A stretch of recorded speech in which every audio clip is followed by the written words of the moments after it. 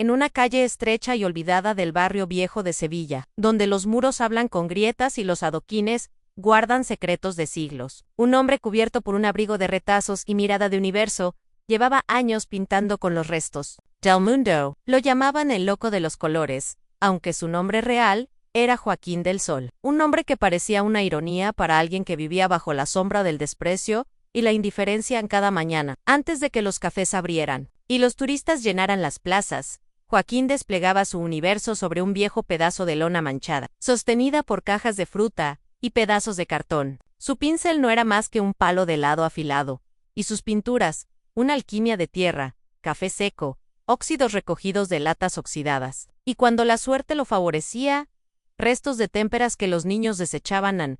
Pero había algo en su arte que desconcertaba. No era bello en el sentido académico, no buscaba formas perfectas ni perspectivas matemáticas. Era un caos de emociones atrapadas, de manos torpes por el frío que, sin embargo, sabían exactamente dónde romper el trazo y dónde acariciarlo. Gente que pasaba se detenía por segundos y luego seguía, inquieta. Había algo en esos rostros deformes, en esos cielos en llamas, que tocaba algo profundo. Pero nadie lo compraba en una tarde nublada. Cuando las nubes parecían arrastrarse como vagabundos grises por el cielo, una mujer elegante, de abrigo largo y gafas oscuras, se detuvo frente a su improvisado taller. Observó durante largos minutos.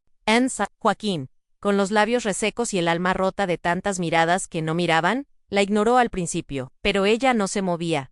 ¿Puedo sentarme?, preguntó, señalando una caja vacía junto a él. Él asintió con un leve encogimiento de hombros. No tenía nada que perder. Ella sacó una pequeña libreta y comenzó a escribir mientras miraba su cuadro a medio hacer. A un niño con alas de papel, mirando una ciudad en ruinas. ¿Qué ve usted ahí?, preguntó ella. Sin levantar la mirada, Joaquín entrecerró los ojos, acostumbrado a responder preguntas con evasivas, pero algo en su tono lo obligó a contestar. Veo un futuro que no quiere morir. Aunque el presente lo esté aplastando.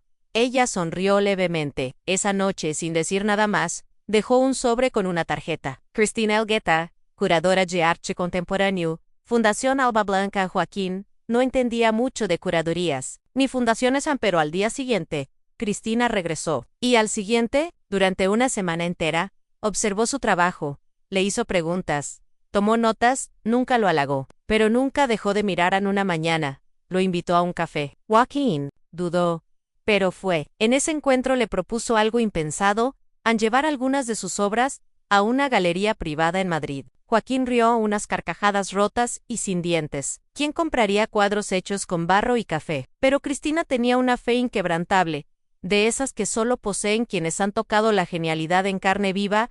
La dio John Miss Y. Durante. Ese mes, Joaquín trabajó como si el tiempo tuviera fin. Reunió telas viejas, estiró cortinas rasgadas, pintó en puertas abandonadas. De sus manos salieron tempestades de color, figuras que parecían suplicar y reír al mismo tiempo, criatura, que lloraban dentro de marcos invisibles. Era como si todo lo que había callado durante años se escapara en forma de pigmento crudo. Llegó el día de la exposición. Joaquín entró por primera vez a un espacio blanco, pulcro, lleno de luces dirigidas, donde su miseria parecía fuera de lugar. Vestido con ropa prestada, temblando, observó cómo la gente, coleccionistas, críticos, artistas, se acercaba a sus obras con una mezcla de asombro y desconcierto. Algunos murmuraban, otros simplemente se quedaban en silencio frente a cada cuadro. Una de sus piezas, La infancia en llamas, fue adquirida esa noche por un empresario sueco por 110.000 euros. Otra, El mendigo que soñaba, fue comprada por un museo en Lisboa. La noticia corrió como fuego en el artista callejero que desafía al arte moderno. Medios internacionales lo buscaron, lo invitaron a hablar en universidades. Su historia se volvió símbolo de cómo el talento puede brotar incluso del fango, si alguien lo riega con fe. Pero Joaquín no cambió. A pesar de todo, volvió a su rincón de Sevilla, no para mendigar sino para pintar. Decía que la calle le hablaba, que los muros aún no habían terminado de contarle sus secretos. Fundó un pequeño taller para jóvenes sin hogar, donde les enseñaba a canalizar el dolor a través del arte. Decía que cada pincelada era un grito que el mundo necesitaba oír. En Cristina lo visitaba cada mes. Nunca habló de negocios, solo de arte, y juntos planearon una exposición itinerante por barrios marginales de Latinoamérica, donde el arte de Joaquín sería mostrado en plazas públicas, en mercados, en escuelas olvidadas, a una tarde, sentado, en su viejo banco frente al mural que pintó en honor a su madre perdida, un niño se le acercó. ¿Tú eres rico ahora?, le preguntó con los ojos grandes de curiosidad. Joaquín lo miró y sonrió. Soy libre, y eso vale más que cualquier. ¿Millen? Las luces de la galería titilaban como luciérnagas, encerradas en frascos de cristal, y los asistentes, vestidos con trajes de diseñador y copas de champán en mano, se detenían frente a la obra, como si hubiesen encontrado la salida de un laberinto espiritual. El cuadro, sin título, mostraba un rostro dividido en la mitad. Era la de un anciano con la mirada opaca. La otra mitad, la de un niño con los ojos abiertos al mundo. Cada trazo era una confesión. Cada color, un grito. Nadie podía explicar con palabras lo que sentía al mirarlo. Solo sabían que estaban frente a algo inmenso a pocos metros. Julián, aún con su abrigo viejo y sus botas desgastadas, observaba la escena con una mezcla de asombro y desconexión. Nunca había pisado una galería de arte antes de esa noche, y menos aún como protagonista. El director de la galería, un hombre calvo con pajarita roja llamado Ernesto Morales, le había rogado, literalmente, que permitiera exponer su obra. Esto no es solo arte, es historia, le había dicho, mientras le mostraba el espacio que ahora estaba repleto de murmullos y ojos húmedos. La noticia de que un hombre sin hogar había pintado la obra más impactante del año corrió como pólvora por los rincones de Internet. Medios locales, nacionales e incluso extranjeros se peleaban por entrevistas. Julián, sin embargo, apenas entendía qué ocurría. Para él, la pintura había sido una necesidad, no una estrategia. Era su modo de vomitar la vida, de sobrevivir a los inviernos del alma. Una mujer de cabello gris y mirada cálida se le acercó. ¿Usted es el artista?, preguntó con una sonrisa tímida. Julián asintió, inseguro. Solo quería decirle, gracias, no sé por qué, pero esa pintura me hizo llorar. Me recordó a mi padre y a mi hijo. No sé cómo, pero lo hizo. Julián sonrió débilmente.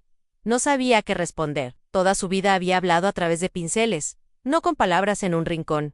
Un hombre trajeado hacía una llamada urgente. Era un coleccionista privado de arte contemporáneo de París. Ofrezco $1.000.000. No me importa si está firmado o no. Lo quiero en mi sala antes de que termine el mes. Ernesto, el director de la galería, interrumpió la llamada. Antes de cerrar cualquier trato, hay que hablar con el artista, él decide. Esa frase hizo que Julián sintiera algo que no sentía desde hacía años con respeto. No por la pintura, sino por su existencia misma. Horas más tarde, cuando las copas estaban vacías y los zapatos comenzaban a doler, Julián salió a la calle con una bolsa de papel en la que llevaba unos bocadillos que le habían ofrecido en Alegal. Caminó por las mismas calles donde había dormido, bajo los mismos puentes que le habían cobijado, pero algo había cambiado. Las sombras parecían menos agresivas, el frío menos punzante. La mañana siguiente, una limusina negra lo esperaba frente al refugio, donde solía pasar las noches. Ernesto se bajó del auto con un sobre en la mano. Esto es un contrato. Galerías de Nueva York y Berlín quieren hacer una gira con tu obra, pero quiero que lo leas, que lo entiendas. Tómate el tiempo que necesites. Julián no sabía leer con fluidez, pero pidió ayuda a una trabajadora social. Lo que encontró entre las cláusulas no era solo dinero o fama, sino la posibilidad de tener un lugar donde vivir, materiales de calidad y, sobre todo, libertad para crear sin presiones. Aceptó la gira. Fue un fenómeno. Cada ciudad era una ovación, cada sala una peregrinación. Sin embargo, Julián nunca dejó que el oro reemplazara al barro. Seguía visitando los barrios donde dormían los olvidados, regalando pinturas a quienes no podían comprarlas, y hablando con niños que dibujaban en cartones con carbón. Un día, en Madrid, una niña de unos 10 años lo esperó al final de una exposición. Llevaba un cuaderno de tapas azules lleno de dibujos. Yo también quiero ser pintora, pero mi mamá dice que no tenemos dinero para eso, dijo con un hilo de voz. Julián se agachó, mirándola a los ojos. Entonces dibuja con lo que tengas. En servilletas, en el suelo, en tu corazón. Lo importante no es el lienzo, es lo que llevas dentro. Y en ese instante, más que un artista consagrado, fue un puente un testigo, un símbolo de que el arte no necesita permiso ni pedigrí, solo un alma dispuesta a arder. Mientras el mundo aplaudía sus obras en museos de cristal, Julián pasaba las tardes en plazas olvidadas, pintando en vivo para ancianos, niños, vendedores ambulantes, porque él sabía lo que era no tener nada, y sabía que en la belleza compartida hay redención. Una noche, en su pequeño taller en Buenos Aires, Observó uno de sus cuadros más recientes. No era grandioso ni técnico. Era un retrato simple, una mano tendida, abierta, anhumana. En un costado del lienzo escribió, por primera vez en su vida, un título en el principio de todo an, y entonces comprendió no. Era el dinero ni los macíos, ni siquiera el reconocimiento. Su verdadero logro era haber pintado un nuevo destino con los colores de lo imposible. En medio de la noche madrileña, con la luna recortando los tejados viejos de lavapiés, Ángel despertó en su refugio improvisado bajo una lona raída. Las palabras del hombre de la galería no dejaban de martillarle el pecho. Tienes una cita mañana a las 10. No llegues tarde. El insomnio lo abrazó, no por miedo, sino por una mezcla de esperanza que le erizaba la piel. Por primera vez en años, alguien había mirado más allá de su ropa sucia y su barba descuidada, y había visto al artista. No durmió. Pasó la madrugada limpiando lo poco que tenía, lavando sus manos con agua de una fuente, peinando sus cabellos con los dedos. Sacó con cuidado su única camisa presentable, doblada entre cartones como si fuera seda, y se preparó para caminar hacia el destino que por fin se atrevía a soñar. A las 10:05, estaba frente a la puerta de cristal de la galería Lumi, un espacio pulcro, de paredes blancas, tan distinto a su mundo, que por un segundo sintió que no debía entrar. Pero una mujer de traje claro abrió la puerta con una sonrisa amable. Ángel preguntó. Pase, en el señor Domínguez lo espera. Adentro, rodeado de lienzos abstractos, luces dirigidas y una fragancia sutil a lavanda, se encontró con Domínguez, el galerista, vestido con camisa de lino y mirada afilada. Tu trabajo es visceral, puro, y eso ya no se ve. Quiero hacer una exposición contigo, pero no será fácil. Las palabras se asentaron en el pecho de Ángel como un golpe. ¿Una exposición? Mía. Domínguez asintió. Quiero 10 piezas. Te daré un pequeño espacio para que trabajes. Nada lujoso, pero tendrás pinceles, lienzos y tiempo. Quiero que el mundo vea lo que yo vi en ese retrato del callejón. Ángel sintió que el suelo se abría bajo sus pies. 10 piezas. Una oportunidad. Era todo lo que había deseado sin atreverse a nombrarlo. Las semanas siguientes fueron un huracán de emociones. El pequeño estudio que Domínguez le ofreció era una antigua sala de almacenamiento en la parte trasera de la galería, con una ventana que daba al cielo gris del centro, pero para Ángel era un paraíso. Cada mañana llegaba antes del amanecer, con una taza de café que el guardia de seguridad le ofrecía sin decir palabra. Pintaba como un poseso, como si cada trazo fuera una confesión y cada color una liberación. Sus obras comenzaron a hablar por él. Una mostraba a una madre durmiendo con su hijo en brazos bajo un puente, otra a un anciano mirando su reflejo en el charco sucio de la calle. No necesitaban explicación. Eran la vida misma, contada desde los márgenes. Los empleados de la galería empezaron a pasar más seguido por el estudio, algunos con curiosidad, otros con lágrimas contenidas en una tarde. Domínguez entró, y se quedó en silencio largo rato, frente a una pieza en un autorretrato de Ángel, en blanco y negro, con los ojos cerrados, y el rostro entre sombras. Esto no es arte, esto es verdad, murmuró. Ángel no dijo nada. No necesitaba hacerlo aun cuando la exposición se inauguró. La galería se llenó de murmullos, luces de cámara y copas de vino. Ángel, vestido con ropa prestada y zapatos, lustrados por él mismo, se mantenía de pie, como un niño ante una multitud. Pero cuando vio a una mujer mayo, era quedarse pasmada frente a su obra sobre el anciano del charco, y luego limpiarse discretamente una lágrima. Supo que había llegado, no a la fama, no al dinero. Había llegado a los corazones la crítica Few, despiadadamente honesta, a una bofetada de realidad envuelta en belleza. Tituló una revista de arte. Una nueva voz emerge desde las sombras. Las piezas comenzaron a venderse. Primero una luego 3, hasta que un coleccionista neoyorquino compró la serie completa de retratos urbanos por más de 1.000.000 de euros. Ángel no supo cómo reaccionar. Domínguez le entregó el cheque con una sonrisa tranquila. Este es tu mundo ahora, bienvenido. Pero Ángel, fiel a su esencia, solo pidió una cosa, que una parte del dinero se donara a los refugios de personas sin hogar de Madrid. Mi arte no nació en el mármol, nació en el frío del asfalto. No quiero olvidarlo nunca. Why no lo olvidó? Porque aunque el dinero llegó, y las entrevistas, y los viajes a París, Berlín, y Paulo, Ángel siguió caminando cada domingo por los rincones donde había dormido, llevando bocadillos, pintando, en servilletas para los niños, escuchando las historias de los que aún esperaban su oportunidad. Una noche, mientras pintaba en su nuevo estudio, recibió la visita de una niña pequeña, que llevaba un cuaderno. ¿Es usted el pintor famoso?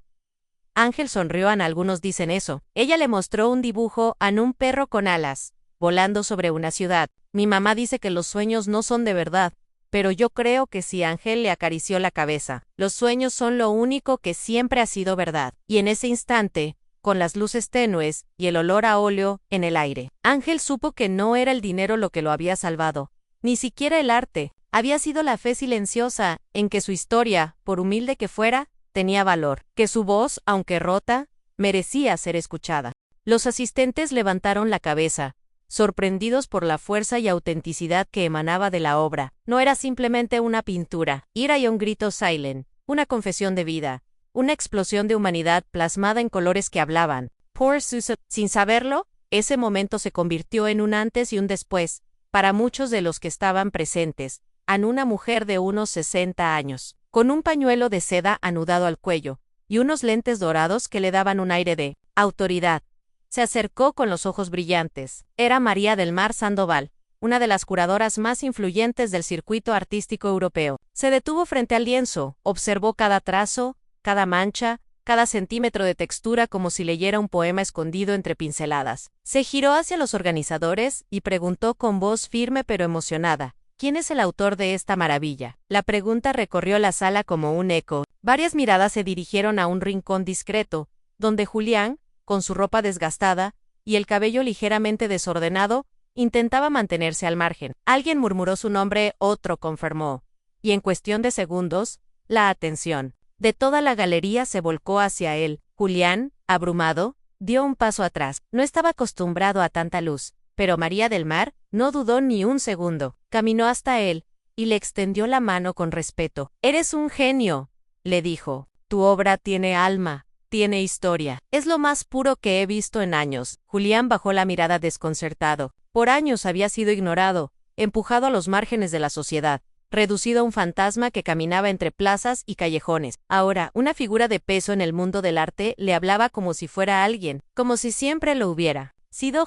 En las siguientes horas, todo cambió. Varios coleccionistas se acercaron, ofreciendo cifras impensables por la obra. Uno de ellos, un magnate suizo, ofreció $1 millón en el acto. Otro propuso financiar una exposición completa de Julián en París, Tokio y Nueva York. En el mismo alcalde de la ciudad llegó. Se tomó una foto con él y le agradeció por poner el nombre de la ciudad en lo más alto, pero Julián no parecía deslumbrado por los números ni por los flashes. Lo único que realmente le importaba era que alguien, finalmente, había visto su arte por lo que era, una expresión cruda de su alma esa misma noche. Mientras el evento se apagaba y los murmullos se convertían en silencio, Julien se sentó en una banca, afuera de la galería. A su lado estaba Martina, la joven estudiante de arte que había insistido en incluir su obra en la muestra. Ella le ofreció un café caliente y sonrió. No sé qué va a pasar ahora, dijo el convás. Ronca, pero por primera vez en mucho tiempo, siento que existo. Martina le apretó la mano. Siempre es chichi. Solo necesitábamos escucharte. En los días siguientes, los titulares hablaban del artista callejero que conquistó al mundo. Las redes sociales estallaban con su historia. Las entrevistas llovían. Las ofertas no cesaban. Pero Julián decidió no mudarse a ninguna mansión, ni cambiar su esencia. Alquiló un pequeño estudio en un barrio tranquilo y comenzó a pintar todos los días, como siempre lo había hecho. Pero ahora, sin miedo, fundó una organización llamada Colors del Asfalto, que ofrecía materiales, talleres y espacios de expresión a artistas sin hogar. Cada lienzo que salía de ese taller llevaba una firma distinta, pero el mismo corazón en él de alguien que supo transformar el dolor en belleza. La historia de Julián no fue solo la de un artista descubierto, sino la de una sociedad que, por un instante, decidió mirar más allá de las apariencias, porque a veces, el verdadero genio no nace en academias ni salones dorados, sino en la crudeza del asfalto, en el silencio de una esquina, en la mirada de alguien que lo ha perdido todo, menos su alma. Y mientras el sol caía sobre la ciudad, y las luces del nuevo estudio se encendían tímidamente, Julián volvió a sumergirse en su universo de pigmentos y emociones. No pintaba para los coleccionistas ni para la fama. Pintaba porque era su manera de respirar, de sanar, de contarle al mundo que el arte, cuando es verdadero, no entiende de clases ni de techos, solo de corazones dispuestos a sentirlo. Años después de la noche en que su obra se vendió por $1.000.000, Julián no dormía en cartones, ni comía de sobras. Ahora firmaba libros, inauguraba exposiciones en París y era el rostro de campañas que defendían el arte callejero, como una forma legítima de expresión. Pero más allá del brillo de las galerías, las entrevistas en televisión y las portadas de revistas, lo que realmente transformó su vida no fue el dinero, ni la fama, sino la conexión humana que esa pintura provocó en quienes la contemplaron. La gente no compró solo un cuadro, compró una historia. Compró alma en una de sus frases más famosas, repetida por generaciones de jóvenes artistas. Decía: en una lata de pintura en la mano equivocada es vandalismo. En la mano de un alma herida puede ser un espejo del mundo. Julián no se olvidó jamás de las noches de frío, del olor a lluvia sobre cartón mojado, del sonido lejano de risas que no le pertenecían. Por eso fundó una escuela gratuita de arte para personas sin hogar. Allí, pinceles reemplazaban los cigarrillos, y los colores se mezclaban con lágrimas contenidas por años en una vez. Durante una entrevista, le preguntaron, ¿qué siente al saber que su cuadro está asegurado por $5 millones? Julián miró fijamente al periodista y respondió, a nada. Lo que realmente vale es que, durante 3 minutos, esa pintura hizo llorar a un millonario arrogante que nunca antes había sentido empatía. Y es que su obra no solo cambió su destino, cambió el de muchos. Valeria, la joven curadora que creyó en él cuando nadie más lo hizo, hoy dirige una fundación que busca artistas en los lugares más olvidados del mundo. Juntos recorren barrios marginales, refugios, cárceles y hospitales mentales, buscando talento no con lupa, sino con corazón. El cuadro, titulado Grito de cartón, fue adquirido por una coleccionista suiza que, al ver la pintura, confesó que por primera vez en su vida entendió lo que era el dolor ajeno. Hoy, la obra cuelga en el Museo Nacional de Arte Contemporáneo de Ginebra y tiene su propia sala. No hay día que no lleguen escolares, turistas o artistas emergentes a observarla en silencio, muchos de ellos con lágrimas en los ojos, otros con libretas en mano, intentando descifrar el caos hermoso de los trazos que Julián pintó con manos temblorosas y un corazón roto. El final de su historia no fue un final, fue un nuevo comienzo. Julián nunca dejó de pintar, pero tampoco volvió a hacerlo desde el dolor. Ahora sus cuadros respiran esperanza, reconstrucción, ternura. Muchos dicen que perdió el filo que lo hizo famoso. Él responde: no, es que ya no necesito gritar. Ahora pinto para que otros no lleguen a tener que hacerlo. Una noche, en la misma banca donde dormía, Julián colocó discretamente una nueva pintura, sin firma, sin título. Era un retrato de su yo pasado, envuelto en harapos, mirando al cielo. A su lado, escribió con marcador negro: aquí empezó. Todo. No fue suerte. Fue feana. La mañana siguiente, alguien se lo llevó, pensando que era basura. Julián sonrió al enterarse. Para él, eso lo hacía perfecto. Porque el arte, el verdadero arte, no necesita validación, solo necesita ser sentido. La historia de Julián no es solo la historia de un hombre que salió de la calle, viviente de que el talento no entiende de estatus, de que la inspiración puede nacer del hambre, y de que una pincelada puede cambiar el curso de una vida. Ode